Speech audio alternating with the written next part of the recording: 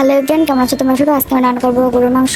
আমি এখানে গরুর মাংস নিয়ে নিয়েছি আর মশলা বেটে নিয়েছি। আমি এখানে মশলার মধ্যে দিয়েছি পেঁয়াজ, রসুন, আদা, জিরা আর গরম মশলা বেটে নিয়েছি।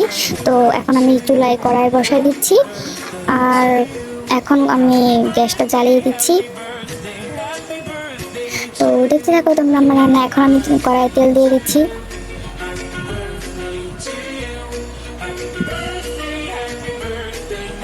এরপরে আমি তেলটাকে পুরো কড়াইয়ের সাথে একটু অ্যাডজাস্ট করে নিব, যাতে কড়াইটা একটু হিট হয়। এরপর আমি মশলাটা দিয়ে দিব। এই সম্পূর্ণ মশলাটা আমি দিয়ে দিব। আমি সবসময় বাটা মশলা ইউজ করি রান্নার মধ্যে, কারণ আমার আস্ত পেঁয়াজের গন্ধটা আমার ভালো লাগে না, এই জন্য আমি সবসময় বাটা মশলা ইউজ করি। এখন আমি মশলাটাকে সুন্দর করে কষিয়ে নেব। যতক্ষণ না মশলাটাতে হচ্ছে তেল ছাড়াচ্ছে ততক্ষণ আমি মশলাটাকে কষিয়ে নেব। মশলাতে তেল ছাড়ানো হয়ে গেছে। এখন আমি এর মধ্যে পরিমাণ মতো লবণ দিয়ে দিব। এটা আমি আমার পরিমাণ মতো দিয়েছি, তোমরা তোমাদের পরিমাণ মতো দিয়ে নেবে।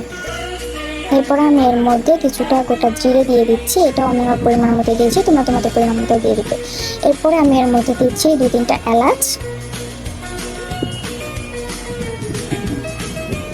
এরপর আমি এর মধ্যে দিয়ে দিচ্ছি একটু ঘেটে।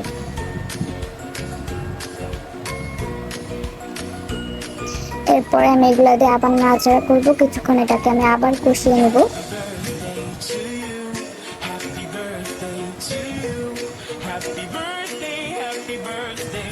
এটা কষানো অবধি আমি অপেক্ষা করবো।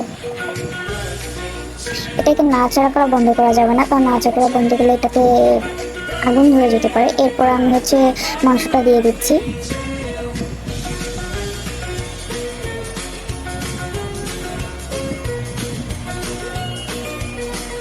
এরপর আমি মাংসটাকে সুন্দর করে কষিয়ে নেব।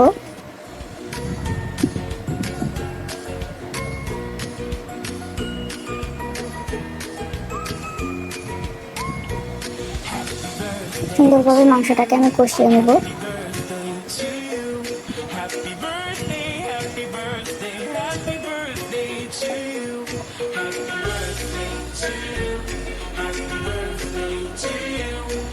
এরপর আমি এটাকে ঢেকে দেব।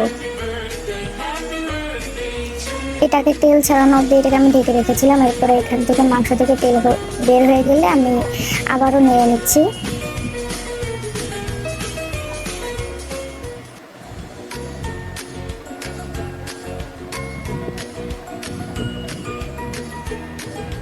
এরপর আমি আবারও ঢাকনা দিয়ে বন্ধ করে দিলাম। এরপর আমি আবার উঠাইলাম, আবার একটু নেড়ে নেব। 2 মিনিট পর পর এরকম নাড়তে হবে, যাতে ধরে না যায়, পুড়ে না যায়। তো আমি আবার ঢাকনা দিয়ে এটাকে বন্ধ করে দিব।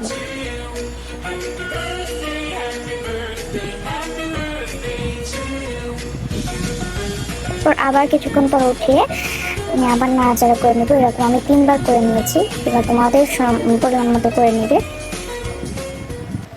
মাংস বেশি হয় সেই তুলনায় সময়টা একটু বেশি লাগবে।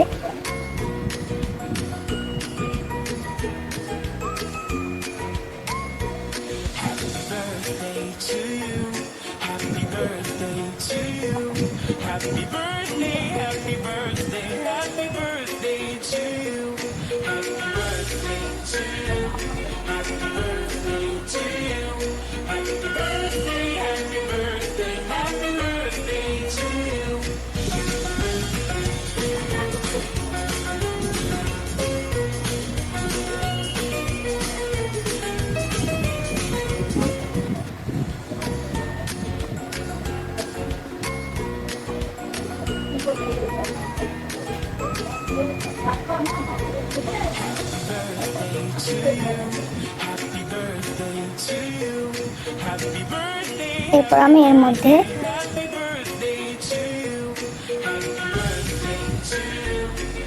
হালকা পরিমাণে একটু পানি ইউজ করব।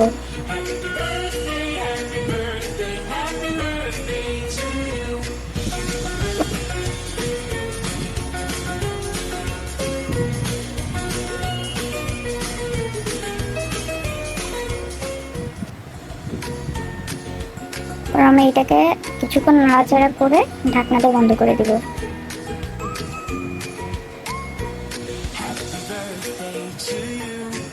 এবার আমি এই পানিটা শুকানো অবধি আমি অপেক্ষা করব, কারণ এই পানিটা শুকালে আমি আবার এটাকে হচ্ছে আপনার কষাবো। এরপর আমি একটা পাতিলে গরম পানি করার জন্য পানি নিলাম, এই গরম পানিটা মাংসের মধ্যে দিব।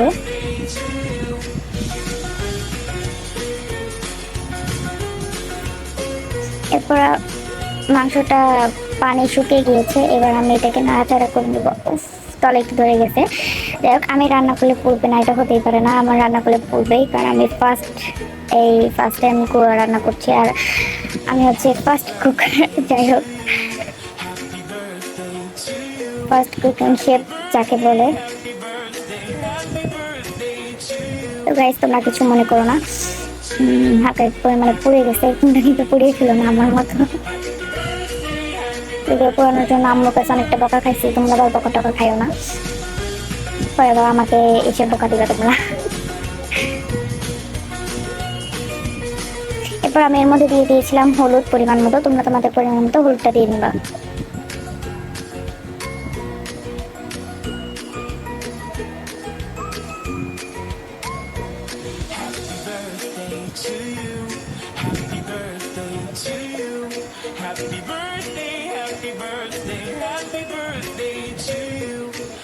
এরপর আমি এর মধ্যে গোটা 3টা মরিচ দিয়েছি, কাঁচা মরিচ, এটা দিলে একটু ফ্লেভারটা সুন্দর আসে, এই কারণে আমি দিয়েছি। আর আমি প্রায় রান্নায় আমি কাঁচা মরিচ দিয়ে থাকি, কারণ কাঁচা মরিচটা দিলে আমার কাছে একটু ফ্লেভারটা সুন্দর লাগে।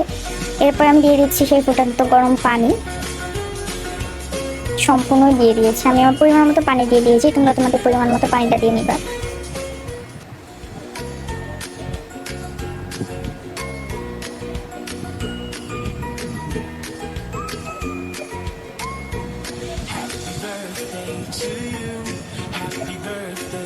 এরপর আমি এটাকে ঢাকন দিয়ে বন্ধ করে দিব। এটা হচ্ছে ঝোলের পানি যাকে বলে, এটাই ঝোলের পানি। দেখো গাইস, মাংসটা কত সুন্দর হয়েছে, আর কালারটা কত সুন্দর এসেছে। ওয়াও ওয়াও, আমি ফার্স্ট টাইম রান্না করেছি, যদিও খুব খুব খুব সুন্দর লাগছে আমার কাছে, আর খেতেও অনেক মজা লেগেছিল।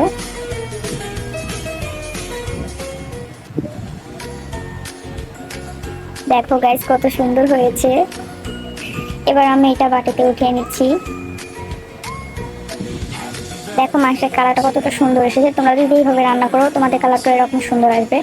মাংসের কালারটা অনেক সুন্দর এসেছে, স্বাদটাও খুব দারুণ হয়েছিল। আমি সবসময় এরকমভাবেই রান্না করি। অনেকে আছে কাঁচা মরিচ কেটে এইসব পেঁয়াজ কেটে, কাঁচা পেঁয়াজ কেটে এইসব দিয়ে রান্না করে মাখিয়ে, কিন্তু আমি সেটা করি না, আমার কাছে কেমন জানি লাগে। এরপর আমি খাওয়া শুরু করে দিয়েছিলাম গাইস, অনেক মজা হয়েছে, অনেক অনেক স্বাদের হয়েছে।